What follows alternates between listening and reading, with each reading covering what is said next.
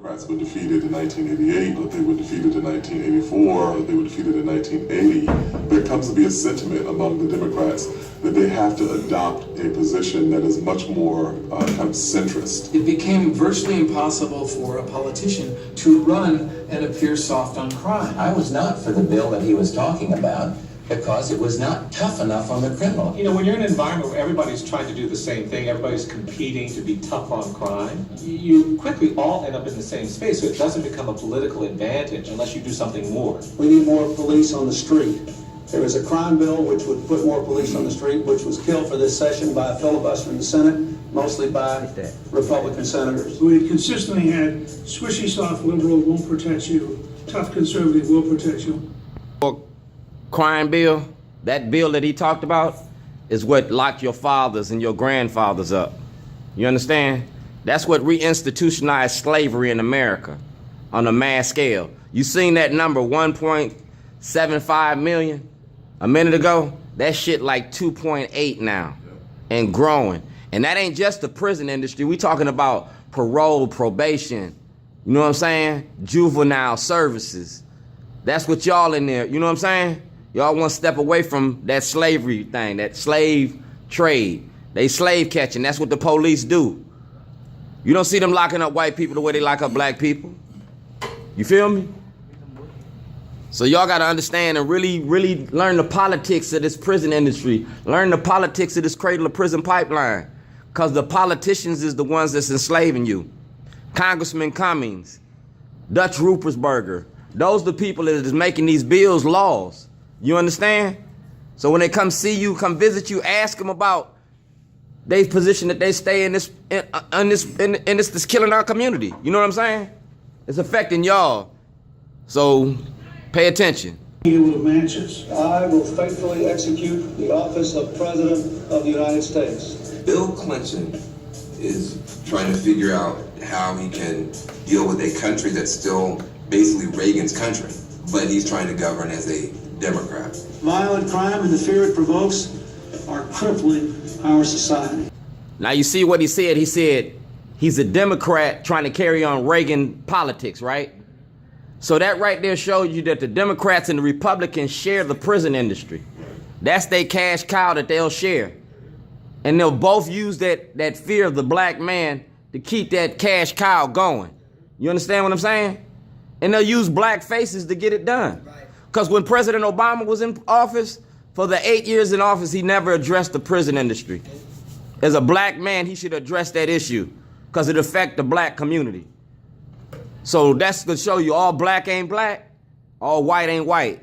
But this movie right here that y'all watching, man, pay attention to it, catch the hits. From her bedroom at home and ultimately killed, which led to the California 3 strikes and you're outlaw. When you commit a third violent crime, you will be put away and put away for good. 3 strikes and you are out. And that they even switched that up. Essentially, that person. They switched that up. It ain't just 3 violent crimes, it's 3 crimes of any kind. Anything. They switched it up. It was supposed to be because of that clause law, but no. If I commit 3 crimes, any kind of crimes, they can give me life. And you the state property for the rest of your life. Into prison for the rest of their lives. So many third strike defendants awaiting trial, the Los Angeles Sheriff's Department is forced to release 4,200 misdemeanor inmates every month to make room for incoming 3 strike prisoners. And it's in line Cut it with right many there. of the other policies we've created. Now you see how they let them in and let them out? Everyone that came in was money. You feel me? Every time you came in there and spent more than 3 or 4 days in there, you was a check. They collecting off of you, so you was money. You feel me? And if you kicking out $4,500 a month, and you taking in more than you can kick out, imagine that. How much money is they making? Off of us. Particularly mandatory minimums. Mandatory sentencing. We said we were no longer going to let judges consider the circumstances around a crime. We're just going to impose a mandatory sentence. And that's a difficult thing for judges because they are trying to dispense justice on a daily basis and are unable to do so. In many California I hit it right there. all civil trials have been Now with the mandatory minimum, where they said with the judges and things of that nature, the judges do have judiciary discretion. They didn't have to follow that law. But the corruption and the money has been so good to them judges and them state's attorneys and them public defenders, it would not be to their benefit to not send you to jail. You feel me? So they created a system of racketeering in the judicial system. You feel me? Break it down, cuz y'all gotta realize the facts of this matter. Y'all worth more money in jail than you is in school. You worth more money dead than you is in the streets, cause they can harvest your bones and your bodies, your eyes, your kidneys, your lungs. You feel me? Understand that your blackness is property, like Dred Scott.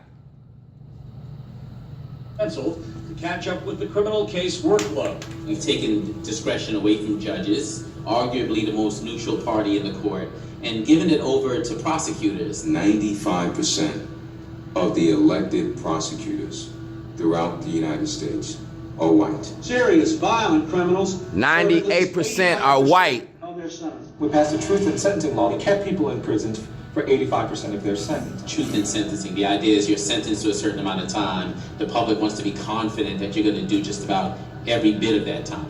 That's you, ain't it? So Ain't that you? In the federal system. Hell no, that ain't me. But it could be. We had parole in this country as a mechanism for getting people out of jails and prisons when it was clear that they were no longer a threat to public safety. Sharonda has spent the last 16 years in prison, and she'll die there because she was sentenced to life without parole. Her only crime, transporting cocaine. And when I say only crime, I mean only crime. She had no other arrests, none. The judge was required to send Sharonda away for life. Longer sentences, 3 strikes and you're out. Almost 60 new capital punishment offenses. And How many prisons been built since then? How many schools been built since then? Federal So what message did that send? before that was heavily loaded towards law enforcement incarceration. I propose a 21st century crime bill to deploy the latest technologies and tactics to make our communities even safer. Hold on. That omnibus crime bill was responsible. So now if you go to Baltimore City, the Baltimore City Police Department has a $500 million allotment to the police department. And they just did this dissent decree with the Department of Justice, and they're gonna give them 30 million more. You understand? They're closing the rec centers and they're closing schools, but you're building prisons and you financing the police department to be slave catchers with badges. Because it's affecting the black community. And it's designed to affect the black community. That's what the 13th Amendment is about. It's reinventing slavery. Expansion of the prison system. And beyond that, it provided all kinds of money and perverse incentives for law enforcement to do a lot of the things that we nowadays consider to be abusive. It will be used to build prisons to keep 100,000 violent criminals off the street. I ain't seen this movie. Increase funding to states to build prisons to lock up as many people. I lived this. In drug crimes, but also to put 100,000 police officers on the street. Crime has been a hot political issue. State law, but the federal law set a trend. And that was overdone. We were wrong about that. Well, I think it's important that He wasn't wrong about it. They planned that. All the money they made off of that, follow the money. And that money will show you. exactly and he and all of us would have wished. I'm happy that he realizes the error of his ways. I think he knew back then that it wasn't good policy, I'll be honest. Back then, there was an outcry over the rising crime rate. And people from all communities were asking that action be taken. Not that action. My husband said at the NAACP last summer that it solved some problems, but it created other problems, and I agree. Created more than it solved, because the same crimes exist. But I think he has to take The only thing it did is made fatherless families and so does Hillary. Because and broken homes. then and up until recently. Bill Clinton faced off against a group of Black Lives Matter protesters protesting a 1994 crime bill that they say led to a surge in the imprisonment of black people. I don't know how you would characterize the gang leaders who got 13-year-old kids hopped up on crack and sent them out onto the street. And who gave them? African American children. Cut that off right there. Thought they were good citizens. Now, he tried to use that fear about the drug dealer and the drug dealer, all right? Dog. Right, that's somebody else's, dog. Yo, that's somebody else's. This is yours over here. Donuts over here. What he did and Ronald Reagan did with the war on drugs was created the Iran-Contra in '77. That means that they flooded the cities across America with guns and drugs. So they created the crack dealers and the heroin dealers and the things of that nature. Now he's using this as an excuse for his 1994 Crime Bill Act. But remember before when the Democrats and Republicans both agreed on this? So this was a plan that was like, y'all be talking about Illuminati? This Illuminati type shit. Okay? And these are your government officials. See that face? Him. All right? That's who did it. She did. You are defending the people who killed the lives in the same manner. Tell the truth. Tell the truth. Ignore the reality of force here. The Palms 3 strikes, those were a use of political force. They forced millions of people who would not otherwise be in prison today into prison. They forced families to be broken. Now hit that now. They forced children to live without their parent. Now, let's fast forward to 2000 when Governor O'Malley became Mayor O'Malley. And zero tolerance and stop and frisk came to Baltimore. You know what I'm saying? What did that do? When were these guys born? When was y'all born? 1999. Huh? 1999. You was born in 1999? Yeah. So you see what I'm saying?